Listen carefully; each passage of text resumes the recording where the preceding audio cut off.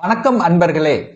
அஸ்ட்ரோசிரி channel வாயிலாக நான் உங்கள் அஸ்ட்ராலஜர் டாக்டர் சதீஷ். மேசராசி அன்பர்களுக்கு இந்த ஜூன் மாதம் எப்படி இருக்கும் என்று பார்க்கும் பொழுது, அதுவும் செக்மெண்ட் வைஸா நம்ம பார்க்கும் பொழுது, அதுவும் குறிப்பாக முதலில் தொழில் சார்ந்த விஷயங்கள், வியாபாரம் சம்பந்தப்பட்ட விஷயங்கள் எப்படி இருக்கும்னா, 10ஆம் இடத்தை நம்ம பார்க்கணும். அந்த 10ஆம் அதிபதி யாரு? சனி பகவான். அவர் எந்த நிலையில் இந்த மாதம் இருக்காருன்னா, ஆட்சி பலம் மூல திரிகோண பலம் பெற்று வலிமையாக 11ஆம் இடம் என்கின்ற லாபஸ்தானத்தில் உட்கார்ந்திருக்கார்.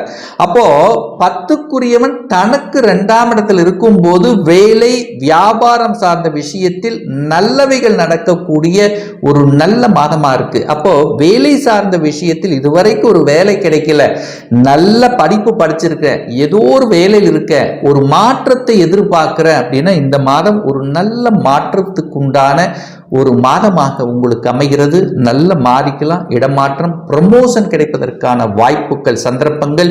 ஏதை ஸ்ட்ராங்கா சொல்றேன்னா, தனத்தை கொடுக்கணும் அல்லவா? நம்ம வேலை என்னாலும் தொழில் என்னாலும் நமக்கு பணம் பெருகணும் அல்லவா? ஸோ அந்த பணம் கொடுக்கக்கூடிய ஒரு கிரகம் அப்படின்னா அது குரு பகவான். அந்த குரு பகவான் உங்களுடைய தனஸ்தானத்துல போய் அமர்ந்திருக்கின்ற காரணத்தாலும், அந்த தனஸ்தானத்தின் அதிபதியாக இருக்கக்கூடிய சுக்கிரன் ஆட்சி பலத்தோட வலிமையா இருக்கார். அப்போ பொருளாதாரம் வலிமை பெறக்கூடிய ஒரு நல்ல மாதம். அப்போ பொருளாதாரம் கிடைச்சே ஆகணும், தனலாபம் கிடைச்சே ஆகணும். அப்ப தனலாபம் கிடைக்கணும் அப்படின்னா நிச்சயமா வேலை இல்லாதவருக்கு வேலை கிடைத்தே ஆகணும், குடும்பத்துக்கு வருமானம் கொடுத்தே தீரணும், லாபங்களை கொடுத்தே தீரணும். ஏன்னா 10க்குரியவன் 11ல் இருக்கார்.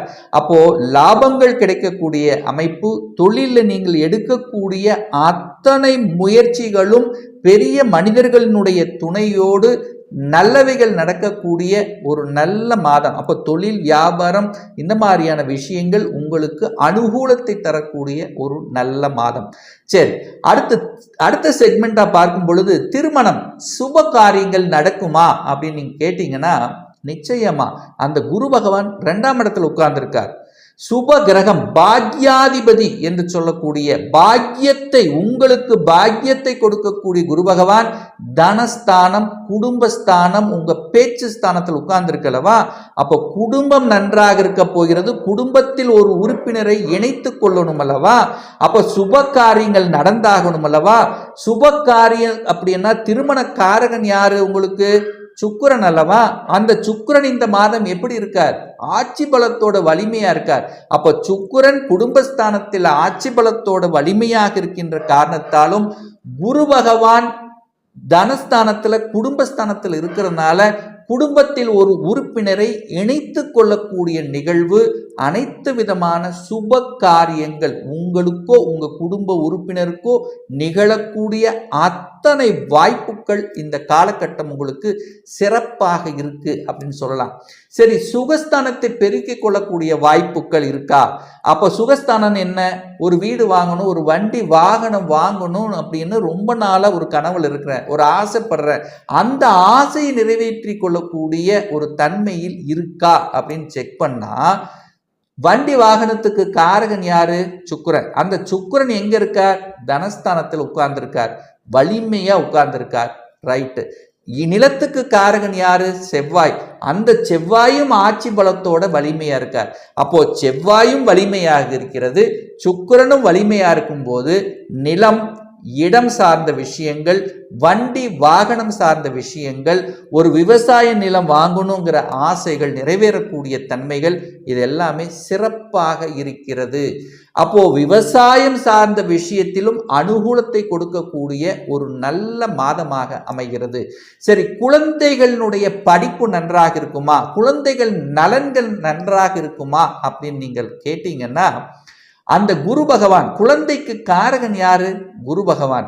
அவர் எங்க இருக்கார்? 2ஆம் இடத்துல குடும்பத்தோட சேர்ந்து இருக்கார், நன்றாக இருக்கார். அப்போ குழந்தைகளுடைய படிப்புக்கு காரகன் யாரு? புதன். அந்த புதனும் நன்றாக இந்த காலகட்டம் உங்களுக்கு குருவோடு சேர்ந்து உட்கார்ந்திருக்கார்.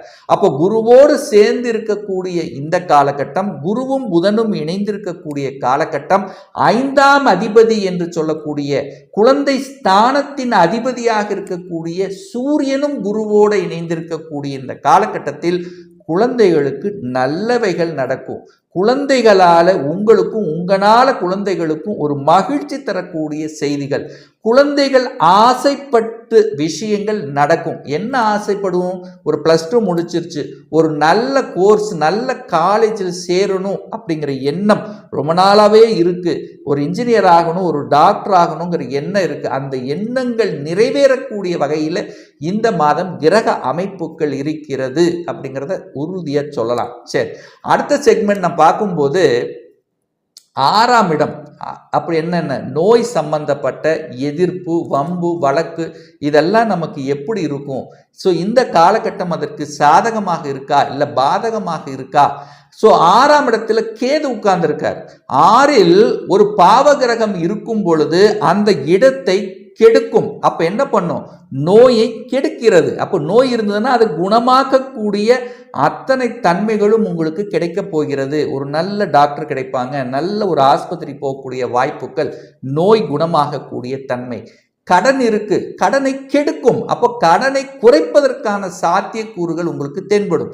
ஸோ இது நாள் வரைக்கும் நான் கட்டின கடனுக்காகவே நான் வேலைக்கு போனேன், இஎம்ஐ கட்டினேன். ஸோ இந்த மாதிரியான தன்மையில் இருந்தவர்கள் இப்போ அதை கட்டக்கூடிய சாத்தியக்கூறுகள், கடனை எப்போ நீங்கள் சீக்கிரம் அடைக்கலாம், ஸோ இந்த வகையில் அடைக்கலாம், இப்படி செஞ்சால் அதை அடைக்க முடியும். ஸோ இந்த மாதிரியான எண்ண ஓட்டங்கள் நிச்சயமாக உங்களுக்கு இருக்கும். எதிரி தொல்லைகள், உங்களுக்கு முதுகுக்கு பின்னால் இருந்து குத்தி கொண்டிருந்தார்கள் அல்லவா, அவர்களை இனம் கண்டு கொண்டு அதற்கு தகுந்த மாதிரி செயல் திட்டம் தீட்டி வெற்றி பெறக்கூடிய ஒரு நல்ல மாதமாக அமைகிறது.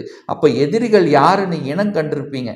அப்போ இவங்களை இனம் கண்டு கொண்டாலே நமக்கு பாதி, அதாவது இத்தனை நாள் யார் குத்துனாங்க, யார் பின்னாடி இருந்து நமக்கு தொந்தரவு செய்கிறாங்க தெரியாமல் இருந்ததல்லவா, இப்போ உங்களுக்கு தெரிஞ்சிடும். அப்போ தெரிஞ்சாச்சுன்னா அதற்கு தகுந்த மாதிரி செயல்பட்டு வெற்றி பெறக்கூடிய ஒரு நல்ல மாதமாக உங்களுக்கு அமையுங்கிறதுல எந்த மாற்று கருத்தும் கிடையாது.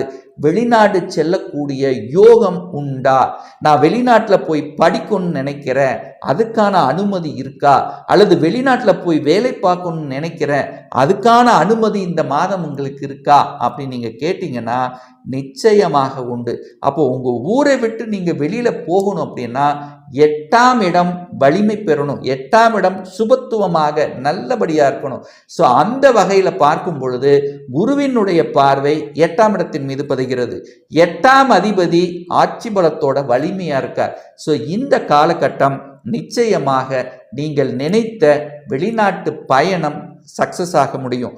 விசா அப்ளை பண்ணி காத்து கொண்டிருந்தவர்களுக்கு விசா நிச்சயமாக கிடைக்கும். வெளிநாட்டில் போய் படிக்கணுங்கிற ஆசை இருந்தவர்களுக்கு வெளிநாட்டில் போய் படிக்கக்கூடிய தன்மை. சரி, ஒரு டிகிரி முடிச்சிட்டேன், ஆனால் ஒரு பிஜி வெளிநாட்டில் போய் படிக்கணும் அப்படின்னு ஒரு 2-3 வருஷமாக நம்ம அந்த எண்ணம் இருந்தது. இந்த வருடம் உங்கள் கனவு நிறைவேறக்கூடிய வருடமாக அமையும். சரி, ஒரு இங்கே உள்நாட்டிலேயே நான் வேலை பார்க்குறேன், சாஃப்ட்வேரில் இருக்கிறேன், ஆனால் வெளிநாட்டில் போய் வேலை பார்க்கணும் அப்படிங்கிற எண்ணம் எனக்கு ரொம்ப நாளாகவே இருக்குது. அதற்கான முயற்சி எடுத்துட்டு இருக்கிறேன், ஆனால் ஏதோ ஒரு வகையில் தடைப்பட்டு கொண்டிருந்ததுன்னா இப்போ இந்த மாதம் அதற்கான முயற்சி எடுங்க, நிச்சயமா சக்சஸ் ஆகும் அப்படிங்கிறதுல எந்த மாற்று கருத்தும் கிடையாது.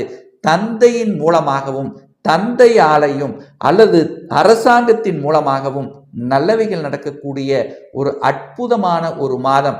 என குருவும் சுக்கிரனும் இணைந்து சிவராஜ யோகத்தில் இருக்கக்கூடிய இந்த அற்புத மாதத்தில் தந்தையால நல்லவைகள் நடக்கக்கூடிய தன்மை, தந்தையின் தொழில்கள் எடுத்து நடத்தக்கூடிய யோகங்கள், அல்லது அரசாங்க எக்ஸாம் எழுதி காத்து கொண்டிருந்தவர்களுக்கு அரசு வேலை கிடைக்கக்கூடிய தன்மை எதுவுமே இல்லை. ஆனா ஒரு பிளாங்கா இருக்கு.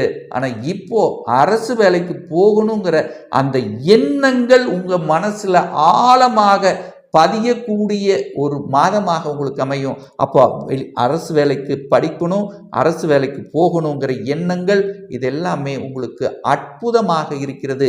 பெண்களின் மூலமாக நல்லவைகள் நடக்கக்கூடிய தன்மை, வீட்டு குடும்ப தலைவிகளுக்கு கொஞ்சம் நல்லா இருக்கக்கூடிய, தனக்காகவும் தன்னுடைய குடும்பத்துக்காகவும் ஒரு பொருளை சேர்த்தணும், ஒரு பணத்தை சம்பாதிக்கணும், ஒரு அவங்களுக்காக நான் கூட இருக்கணும் அப்படிங்கிற தன்மை. அதே சமயத்தில் கணவன் மனைவிக்குள்ள கொஞ்சம் இடைவெளி இருந்ததுன்னா கூட இந்த மாதம் ஒன்று சேர்வதற்குரிய வாய்ப்புகள், சந்தர்ப்பங்கள் அத்தனையும் சிறப்பாக இருக்கிறது. ஒரு நல்ல தெய்வ வழிபாடு அப்படின்னு எடுத்துக்கொண்டால் தனம் பெருகணும் அல்லது பொருளாதாரம் வளர்ச்சி அடையணும், குடும்பம் நன்றாக இருக்கணும் அப்படின்னு நீங்க நினைச்சீங்க அப்படின்னா வியாழக்கிழமை என்று தட்சிணாமூர்த்தி சென்று வழிபடும் போது நிச்சயமாக மேம்பாடு, பொருளாதார மேம்பாடு கிடைக்குங்கிறதுல எந்தவித மாற்று கருத்தும் கிடையாது.